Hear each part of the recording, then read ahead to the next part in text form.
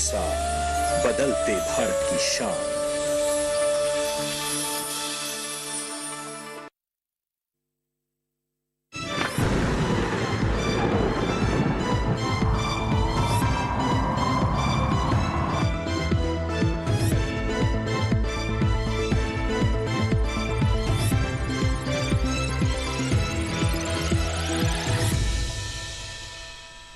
नमस्कार, मौसम खबर में आपका स्वागत है। आपके साथ मैं हूं अंजू सिंह। मौसम खबर में जानेंगे अगले 24 से 48 घंटों में कैसा रहेगा मौसम का हाल, कहां होगी बारिश, कहां चलेंगी तेज हवाएं, कैसी रहेगी तापमान की स्थिति। इसके अलावा आपको वायु गुणवत्ता के बारे में भी जानकारी देंगे। लेकिन शुरुआत करते हैं मौसम से जुड़ी 5 बड़ी खबरों के साथ। सबसे पहले आपको बता दें कि जम्मू कश्मीर में कहीं कहीं बर्फबारी का अनुमान है, यानी बर्फबारी हो सकती है जम्मू कश्मीर में अगले 24 घंटों में कहीं कहीं कुछ क्षेत्रों में। वहीं अगर हम बात करें असम की, तो असम में इक्का दुक्का जगहों पर हल्का कोहरा छाने की संभावना है। इक्का दुक्का जगहों पर हल्का कोहरा छा सकता है। तमिलनाडु पर नजर डालें तो यहाँ पर आपको बता दें कि छुटपुट इलाकों में जोरदार बारिश होने की संभावना है। इसी तरीके से तटीय आंध्र प्रदेश पर नजर डालते हैं, यहाँ भी गिने चुने हिस्सों में काफी भारी बारिश हो सकती है। कुछ क्षेत्रों में यहाँ भी बारिश होने की संभावना है। और रायलसीमा की ओर हम रुख करते हैं, यहाँ देख सकते हैं गरज चमक के साथ चलेंगी तेज हवाएं। तो ये थी मौसम से जुड़ी 5 बड़ी खबरें। आइए बात करते हैं मौसम पूर्वानुमान की, जिसमें हम आपको बताते हैं कि देश के किन किन हिस्सों को लेकर, किन राज्यों को लेकर मौसम से जुड़ी चेतावनी जारी की गई है। पूरा मैप आप देख सकते हैं और इसमें ज्यादातर आपको जो राज्य है वो हरे रंग में दिख रहे हैं, यानी इनको लेकर किसी तरह की फिलहाल चेतावनी नहीं है और किसी तरह का कोई अलर्ट नहीं है। लेकिन अगर हम बात करें तमिलनाडु की, रायलसीमा और तटीय आंध्र प्रदेश की, तो यहाँ आप देख सकते हैं कि पीला रंग है, यानी यहाँ पर नजर बनाए रखने की जरूरत है। तो आपको बता दें कि यहाँ पर कुछ क्षेत्रों में काफी जोरदार हवाएं चल सकती है और कहीं कहीं मूसलाधार बारिश होने की भी स्थिति बनती नजर आ रही है। तमिलनाडु, रायलसीमा और तटीय आंध्र प्रदेश को लेकर नजर बनाए रखें। आइए बात करते हैं बारिश के पूर्वानुमान की, यानी अगले 24 से 48 घंटों में बारिश की स्थिति क्या रहने वाली है। जम्मू कश्मीर, लद्दाख से हम शुरुआत करते हैं। यहाँ आप देख सकते हैं कि कुछ क्षेत्रों में बारिश हो सकती है, यानी कहीं कहीं बारिश होने की संभावना है। लेकिन नीचे अगर हम रुक करें, आप देख सकते हैं हिमाचल प्रदेश, उत्तराखंड, पंजाब, हरियाणा, दिल्ली, इसके साथ ही साथ उत्तर प्रदेश में भी कहीं भी बारिश होने की कोई संभावना बनती फिलहाल नजर नहीं आ रही है। लेकिन जम्मू कश्मीर और लद्दाख में कहीं कहीं कुछ क्षेत्रों में बारिश हो सकती है। वही पूर्वोत्तर में, पूरे पूर्वोत्तर में भी कहीं भी बारिश होने की संभावना नहीं है। बिहार, झारखंड और गांगे पश्चिम बंगाल, उप हिमालय पश्चिम बंगाल की बात करें तो यहां भी बारिश नहीं होगी। लेकिन ओडिशा में कुछ क्षेत्रों में बारिश हो सकती है, यानी 24 से 48 घंटों में ऐसे हालात बनते नजर आ रहे हैं, ऐसी स्थितियां बन रही हैं जिसमें बारिश हो सकती है। वहीं अगर हम बात करें अंडमान निकोबार द्वीप समूह की, तो यहाँ भी अनेक जगहों में कहीं कहीं बारिश आप देख सकते हैं अंडमान निकोबार द्वीप समूह में हो सकती है। लेकिन तमिलनाडु, पुडुचेरी, तटीय आंध्र प्रदेश की बात करें तो कई जगहों पर यहाँ पर बारिश हो सकती है। लेकिन तेलंगाना में, रायलसीमा और केरल में कहीं कहीं बारिश होने की संभावना है।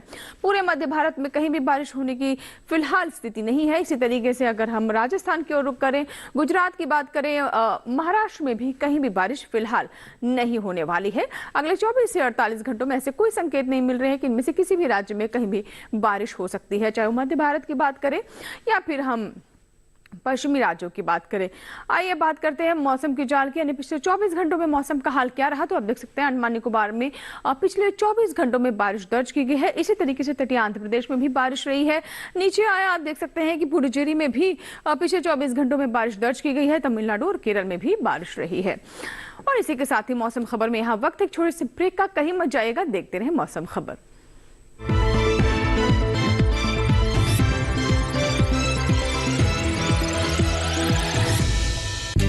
हमारा डेजर्ट आ गया पर हमारी चैंपियन नहीं आई अब तक। बिल भरने के पहले तो आएगी ना। सो गर्ल्स, क्या हो रहा है? बिल हो रहा है। चल अपना कार्ड दे। पिन दे। आरबीआई कहता है अपना पिन, ओटीपी, सीवीवी या इंटरनेट बैंकिंग पासवर्ड किसी को ना दे। ऑनलाइन बैंकिंग सिर्फ अपने ही कंप्यूटर, मोबाइल और सिक्योर नेटवर्क से करें। हाँ, ये खाने की चैंपियनशिप थी क्या? आरबीआई कहता है जानकार बनिए, सतर्क रहिए।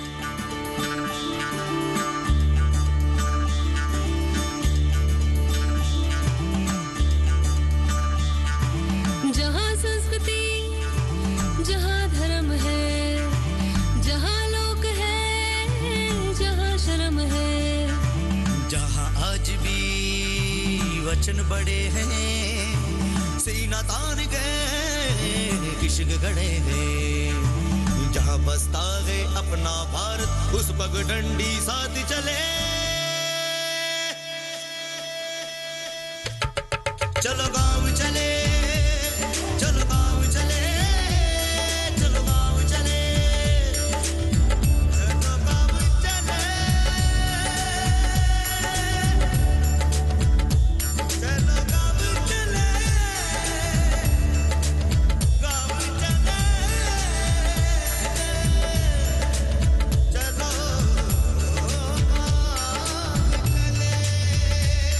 गोपाल जहाँ पे जहाँ अथाई, आंगन में जहाँ अम्मा ताई, काका बाबा बैठे दुआरे, वो धरती तेरी राह निहारे, धरती तेरी राह निहारे। जहाँ प्रकृति खिली खिली है, धरा जहाँ पे हरी भरी है, जहाँ हृदय में बसा है भारत, जहाँ विकास की डोर बंधी है, जहाँ बसता है अपना भारत, उस पगडंडी साथ चले, चलो गाँव चले, चलो गाँव चले, चलो गाँव चले, चलो गाँव चले, चलो गाँव चले, चलो गाँव चले, चलो गाँव चले,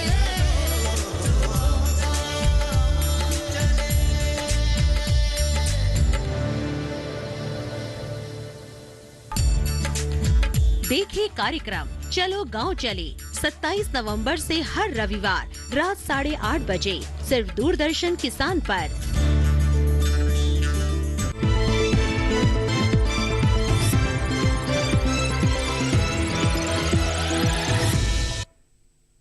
ब्रेक के बाद एक बार फिर आपका स्वागत है। आप देख रहे हैं मौसम खबर और मौसम खबर के इस भाग में हम बात करते हैं तापमान के हाल की, यानी कहां अधिकतम और न्यूनतम तापमान लुढ़का और कहां पारा चढ़ा है। तो आइए बात करते हैं तापमान के हाल की, जिसमें सबसे पहले हम नजर डालते हैं अधिकतम तापमान पर। मैं अब आप देख सकते हैं, अब बताते हैं आपको हरियाणा और दिल्ली के बारे में। तो आप देख सकते हैं कि यहाँ पर तापमान धीरे धीरे नीचे जा रहा है और 3 से 5 डिग्री सेल्सियस अधिकतम तापमान सामान्य से कम दर्ज किया गया है हरियाणा और दिल्ली में। इसी तरीके से आइए आपको बताते हैं देश के अन्य क्षेत्रों के बारे में, वहां पर तापमान की स्थिति है क्या है। अंडमान निकोबार में भी आप देख रहे हैं कि पारा लगातार गिर रहा है और बारिश भी यहां पर हो रही है। 3 से 5 डिग्री सेल्सियस अधिकतम तापमान अंडमान निकोबार द्वीप समूह में भी कम दर्ज किया गया है। सामान्य से 3 से 5 डिग्री सेल्सियस पारा यहाँ लुढ़का है। आइए बात करते हैं केरल की। तो केरल में आप देख सकते हैं कि यहाँ भी बारिश का साफ तौर पर प्रभाव है। 3 से 5 डिग्री सेल्सियस अधिकतम तापमान यहाँ भी सामान्य से नीचे दर्ज किया गया है। तो केरल में भी आप देख सकते हैं कि अधिकतम तापमान 3 से 5 डिग्री सेल्सियस कम रहा।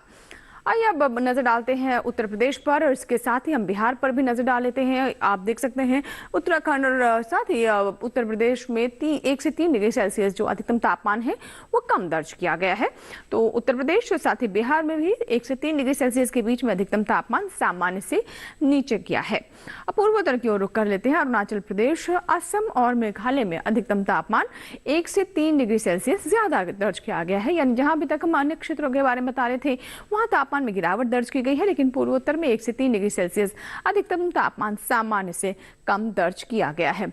तो बात हो रही है अधिकतम तापमान की और इसी कड़ी में अब दक्षिण की ओर एक बार फिर से रुख करते हैं। जहां तमिलनाडु और पुडुचेरी की बात करें तो सामान्य से 1 से 3 डिग्री सेल्सियस अधिकतम तापमान यहां भी ज्यादा दर्ज किया गया है, यानी पारा यहां पर ऊपर चढ़ा है। इसी तरीके से तटीय कर्नाटक में भी 1 से 3 डिग्री सेल्सियस अधिकतम तापमान सामान्य से ऊपर दर्ज किया गया है।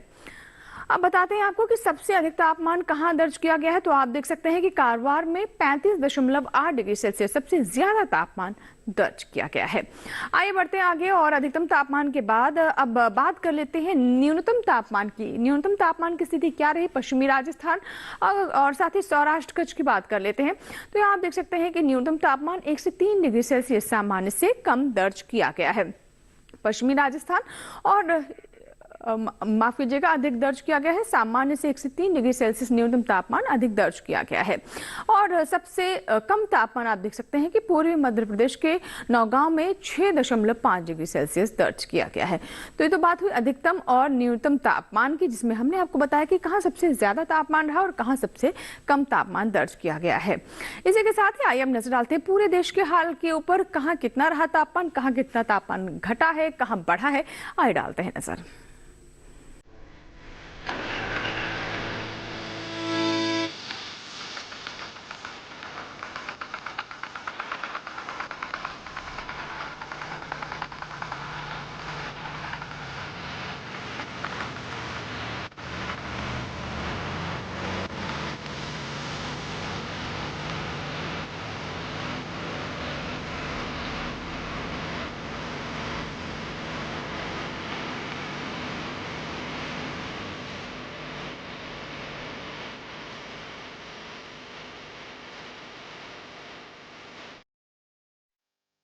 और इसी के साथ यहाँ रुकते हैं, छोटी सी ब्रेक ले, कहीं मत जाएगा, देखते रहे मौसम खबर।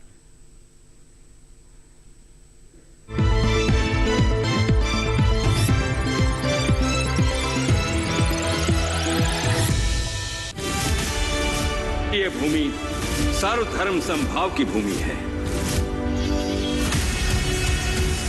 काफिरों को उनकी औकात जरूर दिखाना। आस्था का मूल्य प्राणों से अधिक होता है लुटेरे, फिर मरने के लिए तैयार हो जाओ। रूल सिर्फ हमारे रिलीजन का है, उस इंडिया का नामो निशान को मिटा देंगे। अब कोई भी मंदिर, किला या मस्जिद का निर्माण नहीं हो सकता। हमारी सहायता कीजिए, धर्म परिवर्तन करने के लिए विवश किया जा रहा है। इतने समय से हम सभी धर्मों के साथ शांति पूर्वक रह रहे थे।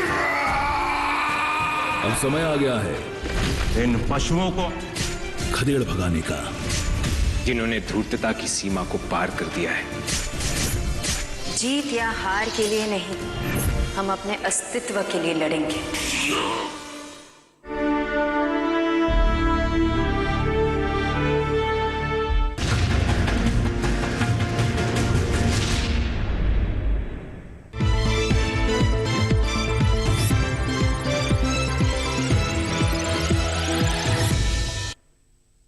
ब्रेक के बाद एक बार फिर आपका स्वागत है। आप देख रहे हैं मौसम खबर। आइए अब नजर डालते हैं वायु गुणवत्ता पर, यानी देश के जो मुख्य शहर हैं वहां की एयर क्वालिटी कैसी रही, वायु गुणवत्ता कैसी दर्ज की गई है।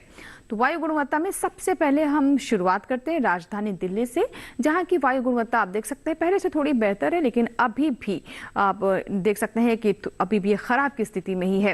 हालांकि अहमदाबाद में भी स्थिति काफी खास अच्छी नहीं है, 201 है, लेकिन फिर भी ये संतोषजनक की श्रेणी में है। पटना की आप देखते हैं कि स्थिति लगातार बिगड़ रही है, यहाँ 310 है वायु गुणवत्ता, और ये भी आप देख रहे हैं कि खराब की स्थिति में है। बेंगलुरु की बात करें तो आप देख सकते हैं यहाँ पर वायु गुणवत्ता 104 है, हालांकि ये काफी अच्छी है, संतोषजनक है, और 100 से सिर्फ 4 अंक ऊपर है।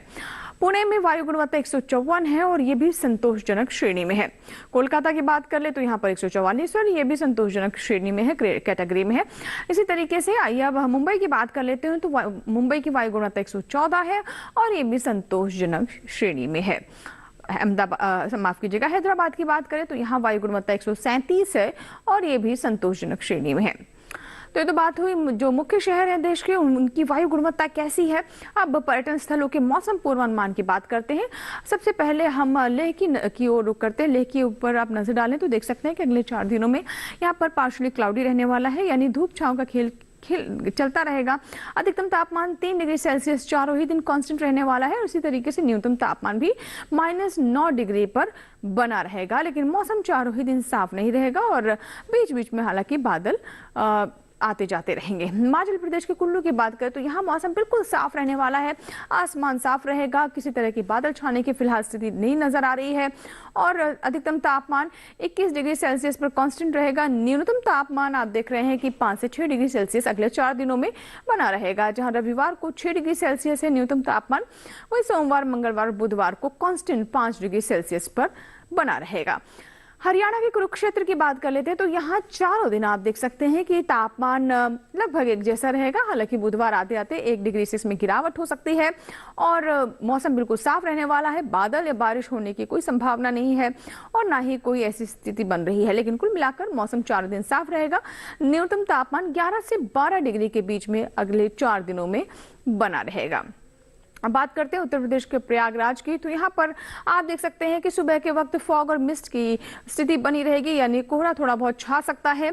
इससे विजिबिलिटी पर भी प्रभाव पड़ सकता है। लेकिन अधिकतम तापमान जहाँ रविवार को 29 डिग्री सेल्सियस रहने वाला है, वही अगले 2 दिन 30 डिग्री सेल्सियस पर बना रहेगा और बुधवार आते आते फिर से 1 डिग्री सेल्सियस की गिरावट इसमें हो सकती है।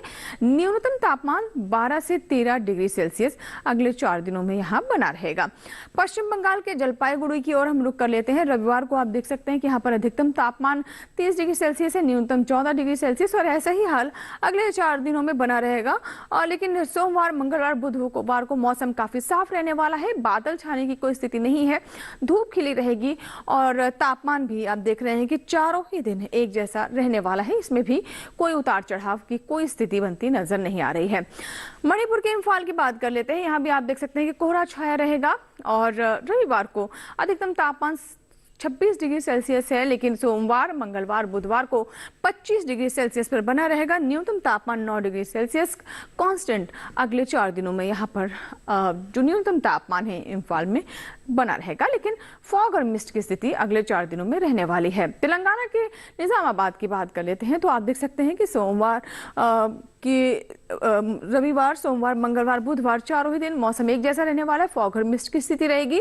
रविवार को जहां अधिकतम तापमान 28 डिग्री सेल्सियस है, लेकिन उसके बाद 29 डिग्री सेल्सियस पर कांस्टेंट रहेगा। न्यूनतम तापमान 15, 16, 17 डिग्री सेल्सियस ऊपर नीचे अगले 4 दिनों में होता रहेगा। तो स्थिति रहने वाली है निजामाबाद में। इसी तरीके से तमिलनाडु के कन्याकुमारी की बात करें तो आप देख सकते हैं कि चारों दिन यहाँ पर बारिश होती रहेगी और हमने मौसम पूर्वानुमान में भी बताया कि अगले 24-48 घंटों में बारिश की स्थिति बन रही है तमिलनाडु में। और यहाँ भी आप देख रहे हैं कि अगले चारों ही दिन बारिश होने की संभावना फिलहाल बनी हुई है। हालांकि तापमान आप देख रहे हैं कि जहां रविवार को 31 डिग्री सेल्सियस है, वहीं सोमवार, मंगलवार, बुधवार को 32 डिग्री सेल्सियस पर अधिकतम तापमान कांस्टेंट रहेगा। न्यूनतम तापमान भी 24 डिग्री सेल्सियस पर बना रहेगा। अब बात करते हैं मध्य प्रदेश के सांची की, तो यहाँ आप देख सकते हैं फॉग और मिस्ट की स्थिति रहेगी। अधिकतम तापमान रविवार को 27 डिग्री सेल्सियस, सोमवार, मंगलवार को भी 28 डिग्री सेल्सियस पर अधिकतम तापमान रहेगा। न्यूनतम तापमान 10 से 11 डिग्री सेल्सियस पर बना रहेगा। तो मध्य प्रदेश के सांची अगर आप जाना चाहते हैं तो यहाँ आप देख सकते हैं कि तापमान भी काफी अच्छा है।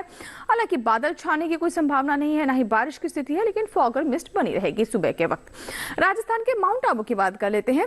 चारों दिन आप देख सकते हैं कि बिल्कुल आसमान साफ रहेगा। न्यूनतम तापमान 8 से 10 डिग्री के बीच में रहेगा। अधिकतम तापमान आप देख रहे हैं कि पहले 3 दिन 26 डिग्री सेल्सियस है, वही बुधवार आते आते 1 डिग्री सेल्सियस से इसमें इजाफा हो सकता है। तो ये है राजस्थान के माउंट आबू की स्थिति। तो चारों दिन मौसम बिल्कुल साफ रहेगा, तापमान में भी कोई ज्यादा उतार चढ़ाव नहीं है।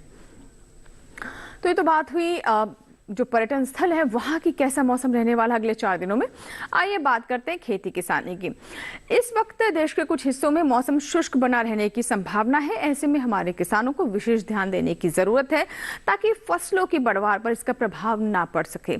आइए जानते हैं विशेषज्ञों की क्या सलाह है, किन बातों का वो ध्यान रखें ताकि अच्छी फसल उन्हें प्राप्त हो। देखते हैं खेती किसानी में। कोंकण में इस समय अगले कुछ दिनों तक मौसम शुष्क रहने का अनुमान है।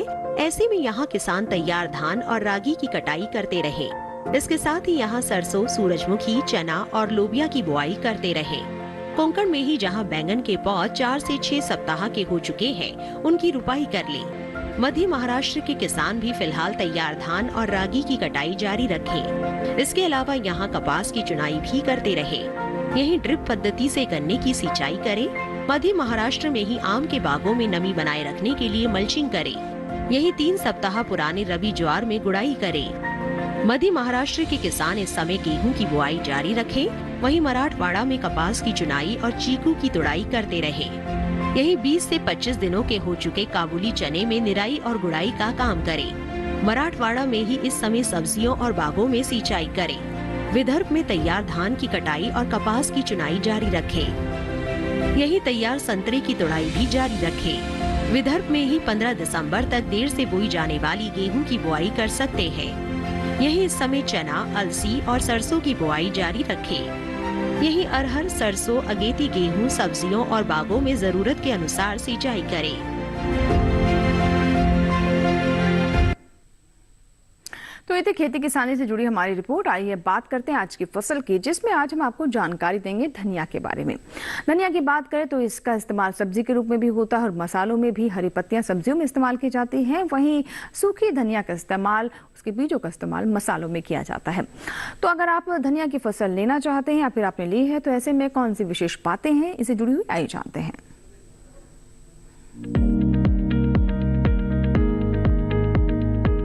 धनिये की खेती के लिए दोमट मिट्टी सबसे अच्छी मानी जाती है।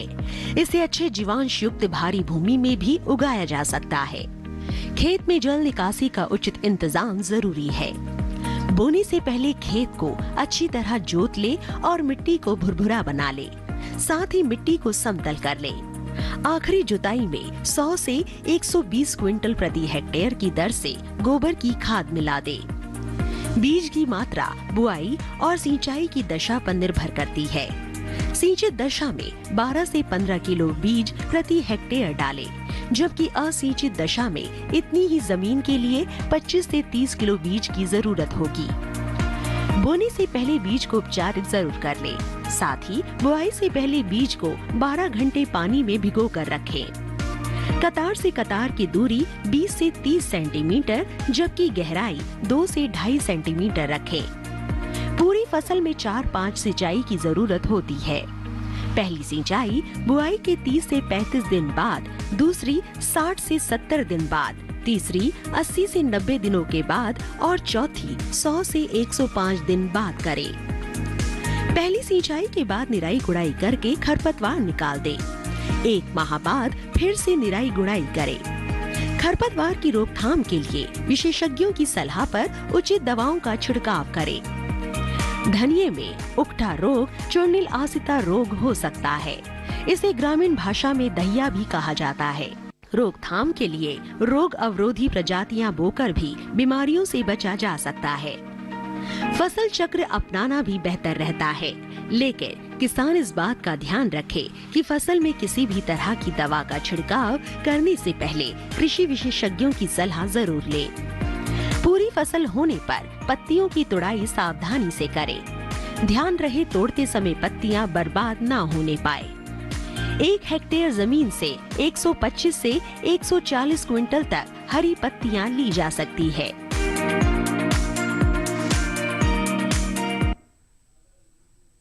और आप हमारा ये कार्यक्रम हमारे YouTube चैनल पर भी देख सकते हैं। इसके लिए करना बस आपको ये है कि टेलीविजन स्क्रीन पर दिखाए जाने वाले इस QR कोड को स्कैन कीजिए और हमारे YouTube चैनल पर देखें मौसम खबर। इसी के साथ ही मौसम खबर में आज फिलहाल इतना ही। उम्मीद करते हैं मौसम खबर से हमारे किसानों को मदद मिल रही होगी। मौसम का ताज़ा हाल और कृषि सलाह लेकर फिर होंगे हाजिर। आप बने रहें दूरदर्शन किसान के साथ। नमस्कार।